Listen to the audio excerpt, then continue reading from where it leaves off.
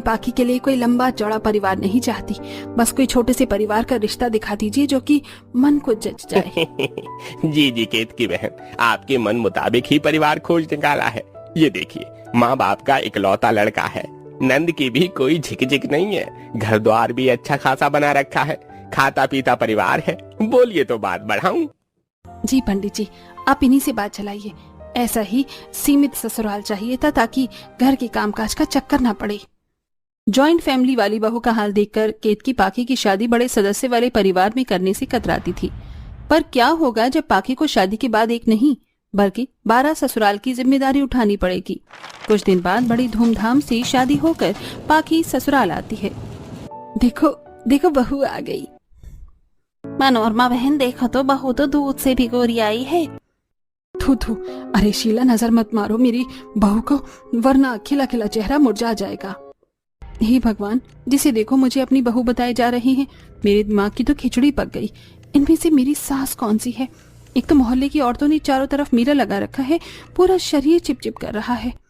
तभी सास कांता आरती की थाली लेकर आती है और आरती करती है। आओ बहू, तुम्हारा खूब खूब स्वागत है। जैसे मैं तुम्हारी सास हूँ, ये सभी तुम्हारी सास ही लगेंगी। इतनी सारी सगी सास, 1 2 3 4 5 6 7 8 9 10 11 12।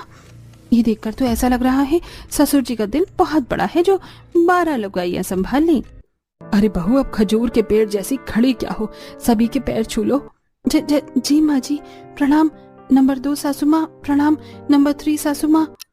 तभी लजाते हुए पार्वती बोलती है, हाय तौबा तौबा कांता, तुम्हारी बहू ने तो हम सबको भाई साहब की लुगाई समझ लिया। अरे बहू, हम तेरी सास की पड़ोसन हैं। शुक्र है ये सब पड़ोसन निकली, वरना 12 सास की सेवा पानी करके मैं स्वर्ग सिधार जाती।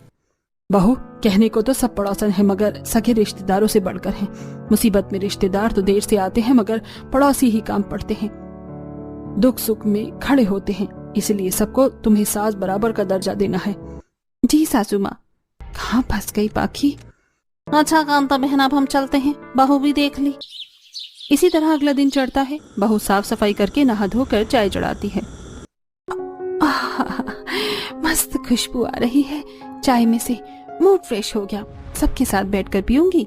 फटाफट से चाय छानकर पाखी हॉल में आती है जहाँ पड़ोसन कमला मौजूद थी। कांता बहन, लगता है बहू को मालूम चल गया था कि मैं आई हुई हूँ, इसलिए देखो बिना बताए 4 कप चाय लाई है। ये कमला आंटी तो खूब अच्छे से मक्खन लगाती हैं, चाय के टाइम पर ही टपकना था इन्हें। बहू, चाय तो एकदम कड़क